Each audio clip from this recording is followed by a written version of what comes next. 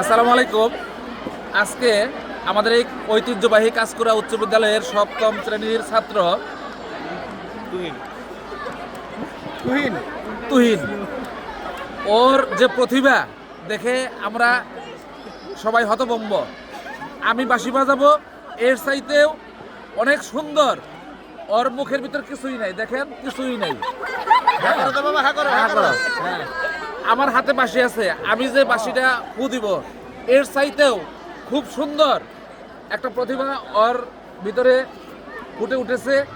এখনই আপনারা শুনতে পারবেন।